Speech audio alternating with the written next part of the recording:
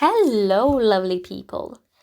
I'm Maria, or as you might have seen in the recent changes, as I have renamed this channel as the Faceless Orchid Lady. What do you think? Do you like the new name? I think it's the most suitable name for this channel as of now. So today I'm going to show you all of the orchids I have in bloom at the moment, plus 2 new additions to my collection. Before we begin, please, I want to remind you to subscribe, like, and engage in the comment section down below. It will be greatly appreciated.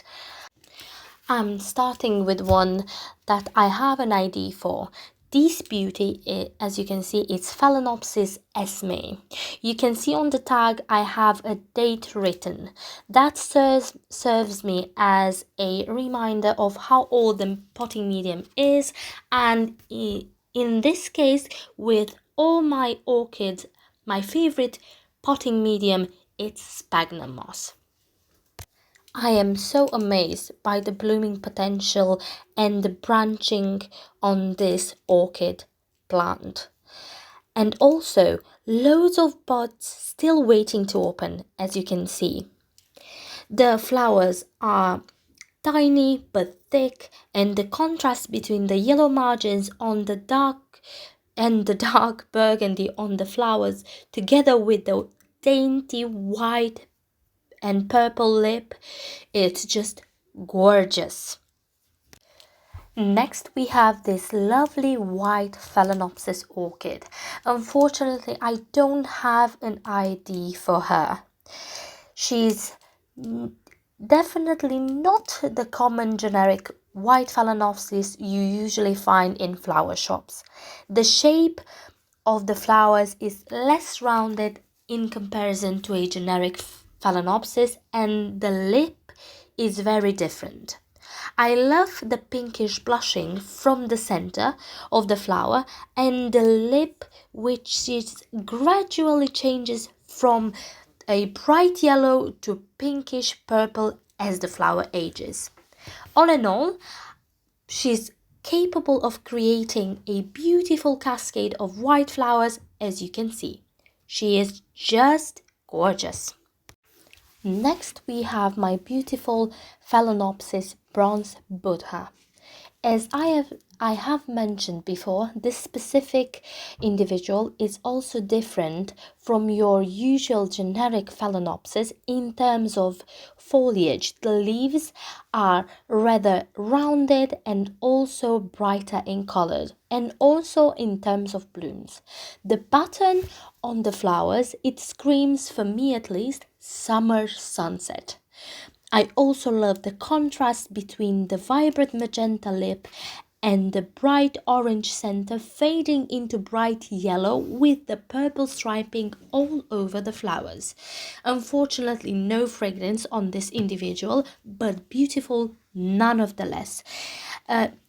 You can see the flower in the center. It's much larger, much rounded, and you can see a huge difference in between the rest of the flowers, as you can see right here. I think it's related to temperature, because these buds open when the temperature in my room she resides in dropped a little bit, so I think it affected the bloom size. I might be wrong, but I'm pretty sure that's the case. Going forward, we have a yellow no ID mini Phalaenopsis. I am sorry for the shaking, but for me to be able to film her and to get a proper look at the blooms, I have to hold her.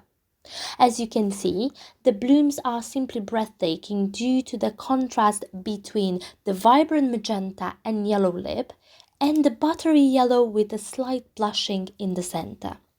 Now the flower show, it's a bit past its prime, as she had a bit of a thrip infestation, but we managed to get rid of them by showering her and after spraying with systemic insecticide. So far so good, but I will keep a close eye on her moving forward. She just makes me so happy. I love yellow Phalaenopsis. I think you can see a pattern in here. I have so many yellow and something Phalaenopsis. The root system is fine. All and all, she's just a joy to grow. Here we have yet another no ID but beautiful purple mini Phalaenopsis. I think it's safe to say that she's my favorite purple magenta Phalaenopsis. She's a standard size. We lost some flowers already because I didn't had time to finish, to film earlier. But she's been in full bloom for a while now, and I think she gets a pass for it. I am fascinated with the pattern, but also with the velvety texture on the flowers. Also, she's capable of producing an abundance of small purple flowers, which I simply adore. I think you can definitely tell, as I currently have it sitting in my bedroom. I tend to enjoy its flowers to the fullest because she is just a joy to grow. I will definitely not be cutting the flower spikes till every single flower drops.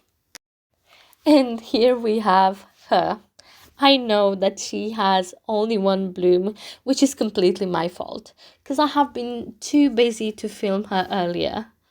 But look at her. Usually by this time I would, if it would be any other Phalaenopsis orchid, I would have cut the spikes. But now I cannot bear myself to do so because both the main spike and the secondary spikes are elongating. I can't wait for the buds to open so I can have her yet again in full glorious bright yellow with pink blushing in the center blooms. Simple yet so gorgeous. Look at her. Look how bright, almost like pastel look she has on. Sorry about the brightness. I just noticing that I cannot dim the brightness. Oh goodness. Next we have my also beautiful no ID big Phalaenopsis. She is just like your typical Phalaenopsis orchid in terms of flower shape, foliage and also colors. Although she looks orange, the flower, look orange, they are definitely not. The flowers have both purple striping and dotted purple, like purple dotting on a yellow background, which make them look like orange, bright orange. And I do love the contrast between the kind of orange looking flower and the purple lip. Now the bonus or the unusual bonus of this orchid in my case is that she's fragrant. Yes, you heard it right. She smells to me at least as vanilla combined with peaches, which is yum. She's beautiful. As this is a generic common Phalaenopsis, I do think I got lucky in terms of fragrance. I cannot guarantee that if you buy a similar orchid or a similar hybrid, it will be fragrant, because I am almost certain it depends on the individual and her being a generic hybrid. It depends of its genetic pool, because these flower shop Phalaenopsis or big generic ones, they are like hybridized so much to the point that almost all of them lose the fragrance, and it's kind of uncommon to have a fragranced big Phalaenopsis, which I was surprised too when I noticed in my bathroom suddenly one day she's the only one she's blooming and my bathroom smells of vanilla and peaches. It was a lovely surprise, and I didn't know that it was her till I get closer and closer, and I was like, okay, you are the culprit, which was a beautiful surprise. And here we have my big gorgeous Phalaenopsis Logato. Oh no, trigger warning. Oh no, I see fungus gnat. I'm trying to catch it. Yay, I think I caught it. Oh no, it flew well. It flew away. Oh well, sorry guys. The filming, it started to get on me, like losing my speech. Back to the orchid we go. I believe that she is a Phalaenopsis Logato, but I might be wrong. I'm not quite sure. If I'm wrong, please let me know down below. She's a big girl. She has multiple flower spikes covered in creamy yellow flowers with pink blushing on the edges of the petals and a vibrant yellow fading to white lip. She's big, but she's just a joy to grow and very rewarding in terms of flower count. We lost some buds, we lost even a flower spike because she's been in bloom for a while now. And as promised, here are the two additions to my collection, my two recent purchases. We have two beautiful mini Phalaenopsis orchids. One is white and one is a peloric minty green Phalaenopsis. Now, as you can see right here, this white mini Phalaenopsis is quite wilted. You cannot really see the shape of the flower, just only a little bit. You can distinguish that she is a big lip mini Phalaenopsis orchid. She looks gorgeous, and I'm going to insert a picture right here because this orchid ended up rehydrating beautifully. Like, we barely lost only one flower. It wilted completely and fell off, and the buds didn't even fall, which is amazing because she was so dry. You can see the flowers were completely wilted. Now, you cannot really see in here, but you can see in the picture, which I will put on the screen. You can see the how beautiful the shape is. It's just the same as a big lip white Phalaenopsis, like a pure white one, just in miniature version. And I love myself a white Phalaenopsis, and if it could be like tiny flowers with multiple flowers, it's a bonus in itself. So I really love it. And here we have our second mini Phalaenopsis orchid, which is a minty green peloric Phalaenopsis. Now, as you can see, the peloria is slightly like not all the way, the petals are not all the way opened, which I really adore. I like it more than the normal peloria, which the petals are flat, right, and that they have the frilling. I like the shape as it resembles, to me at least, like a rose shape, which gives more elegance. I don't know, I like the color, I like the contrast between the center of the flower, which is yellow and white, and the rest of the flower, which is minty green. I do not detect any fragrance on this orchid. I really love her. I hope they do well, both of them, and we'll see how they will bloom. I think I will end this video here while placing all the orchids back on the table, just for a nice background as we end this video. Although I thought I will film some spikes to show you guys, but anyway, I don't think I will do that because, you know, this video is already so long, because it's roughly 20 minutes or so, and I think it's enough for today, even for me as my speech, because I'm starting to lose my words.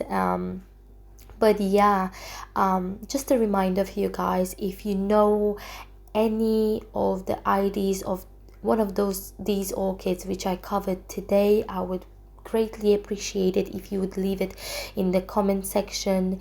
If you like this video, give it a like, and also subscribe to my channel. I would really want reach 500 subscribers soon, hopefully in the near future, because I like doing filming for you guys, and I like showing you my collection and grow with you guys.